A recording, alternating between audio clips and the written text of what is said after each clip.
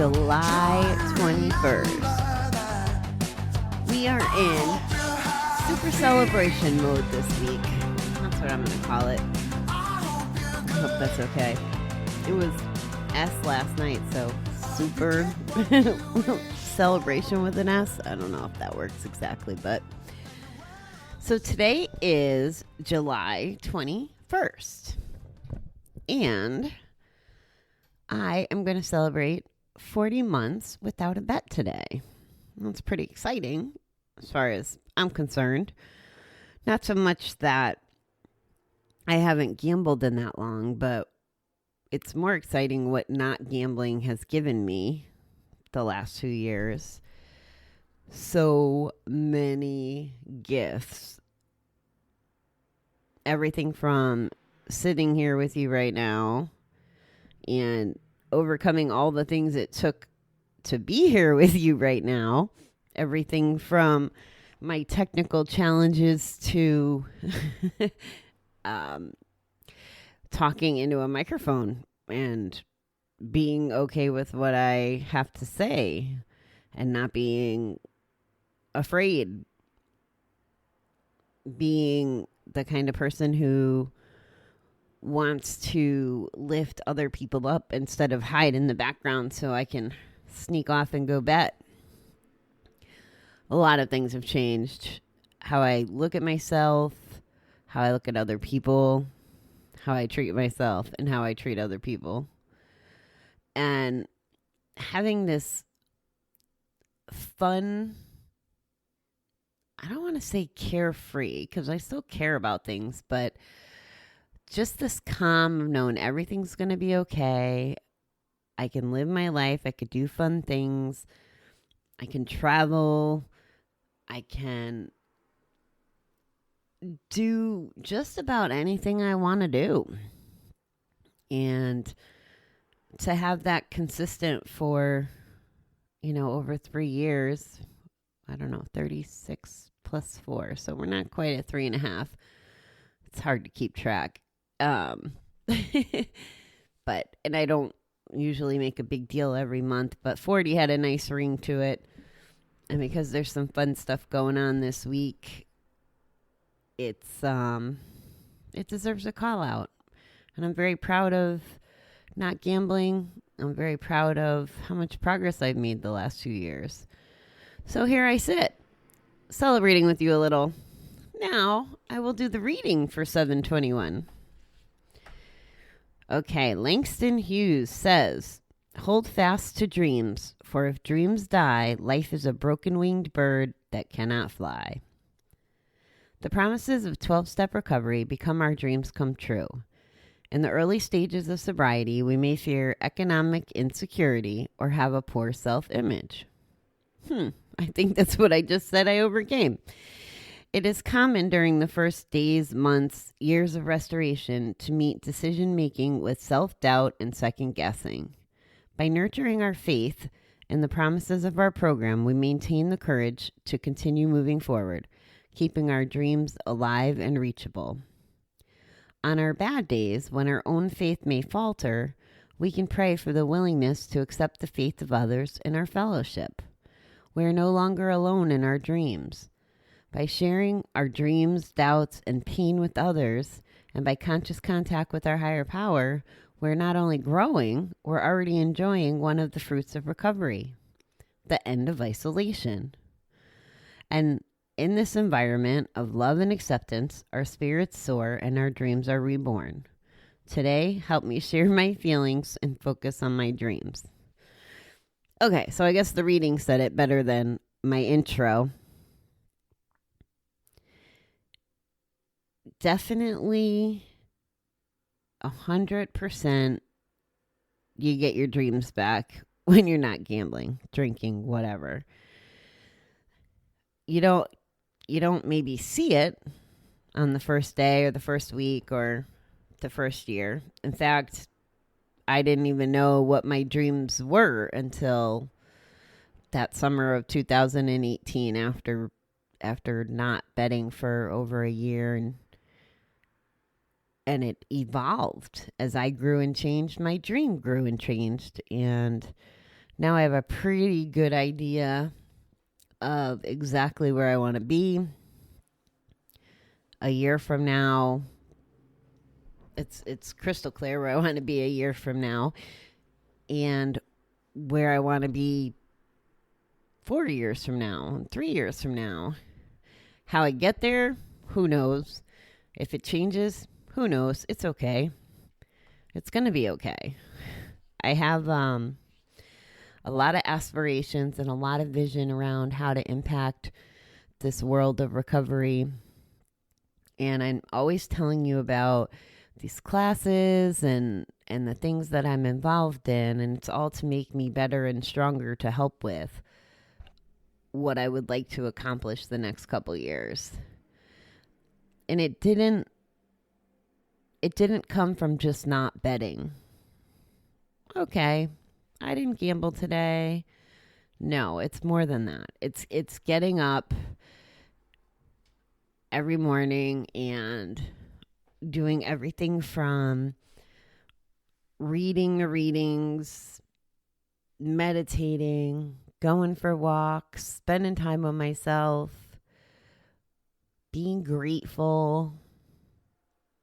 The last year has been even more submersive, which may seem backwards, right? Like when I first quit, I was going to 2 to 3 groups a week, and I was going to counseling a little bit more.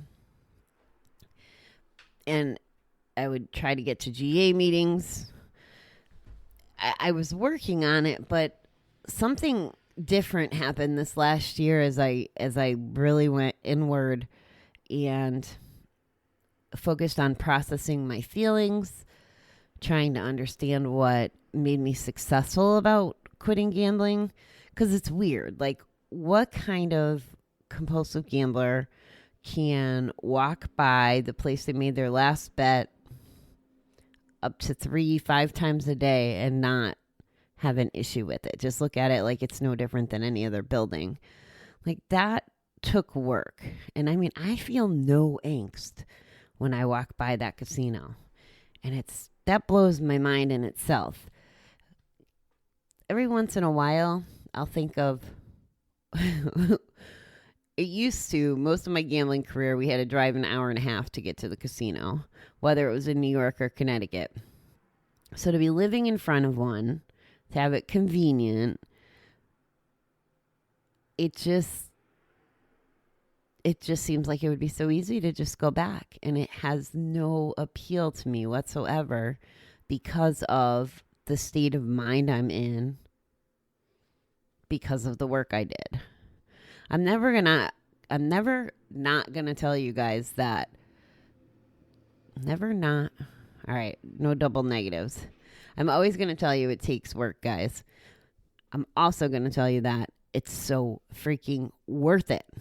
Like, I wish I could just take a magic wand and sprinkle it over everybody that's caught up in gambling addiction in general, and be like, hey, look over here. There really is a pot of gold at the other end of the rainbow. Because that's what it feels like. It feels like I got to the pot of gold. And this is only now. If you asked me after a year, I would have told you, oh my God, I'm flying high. This recovery stuff is great. Year 2, I'd say the same thing. Oh, it just got better. And now, year 3 had a different perspective. Wow, it keeps getting better. I thought I knew everything a year ago. I thought I knew everything 2 years ago. I thought I was evolving and good. And yeah, I might have been evolving and good, but it continues. The evolution just continues in a way that, I know, grateful. You guys are probably tired of hearing me say grateful, but I am so grateful that the process has continued. I'm grateful that the work I do makes it so I can handle anything given to me. That's what keeps me away from the casino or the drink. I mean, we're in the middle of a world pandemic, right? And I haven't had a lick of alcohol. I haven't bought scratch-offs or bet online or had any desire to do those kind of harmful to me things because of my frame of mind. I've looked at COVID as a gift all along. I'm not 100% happy with all the consequences of COVID. Don't get me wrong. I'm still sad about all my friends that it's taken. I'm bummed out that I didn't get to do the traveling that I'd like. It was funny because I found an email to myself. There used to be a time where, like, on Facebook, every time the calendar year flipped, I'd write this big, long, blah, blah, blah. This is what I got done this year. And more for me than for people, but it was a nice way to reflect and then, time hop remind you what you've done. And I didn't really do that this year, but I did find an email to myself, and it said something to the effect about 2019. It was definitely a growing year as I went through, reframing what my whole future was going to be like. Because if you asked me in January of 2019 where I'd be in a couple years, it's way different than where I thought I'd be in December of 19. So it was a very monumental year. And this email to myself was like, okay, it was a growing year, but 2020 is going to be just freaking amazing. Having trips planned almost every other month or every month, conferences, all the networking I was going to do, all kinds of exciting stuff. My friends that are down in Florida that I haven't seen in a while, like just so many trips and exciting stuff in 2020. And then bam, nope, everything just kept getting canceled. And in the beginning, I was frustrated, I will say, especially with all the just stuff, the stuff that was happening. But really, it continues to be a blessing. The amount of stuff that I'm getting done, and again, doing the work, that's a big part of it. By COVID being here and me still working from home, if I'm not showered by 8 o'clock, it's no big deal, So it gives me the opportunity to visit with you guys more, which is a big part of my recovery. That's a good hour a day that I spend chatting, reading, and being present for you guys and myself. And just that one thing alone has been a gift from COVID, because if I was at the office, we wouldn't be talking twice a day. And we probably wouldn't have the celebration we're going to talk about tomorrow. So lots of good stuff comes from this recovery junk. It's funny how I used to call it GA junk, and now I'm like an avid fan of most things recovery. It's interesting. A lot can change. So, yeah, totally appreciate this reading today. I love being a dreamer now. I love knowing that obstacles are really just stepping stones anymore. There's nothing too big to handle. I appreciate you guys being with me every day. I gotta go to work today. Can you sense my enthusiasm? It was nice to have yesterday off, if I'm being honest. But we got Thursday off too, so that'll be awesome too. Well, thanks for listening. Thanks for being here to celebrate my 40 months bet-free, gamble-free life. So grateful. Okay, beautiful people. I will see you tonight. I think we're up to letter T. T for tonight, I guess. Isn't that T terrific? Sorry, I love playing with the words. It occurred to me too yesterday, as July keeps progressing, we got to do some step 7 work. So I didn't count out the days of the months and the amount of letters we have left, but we should have enough time to do some step 7 work. And if not, after the alphabet, once I count the days, I'll make sure we get it in and just continue the alphabet into August. I don't want to skip our step work. It's too important. Okay. All right, guys.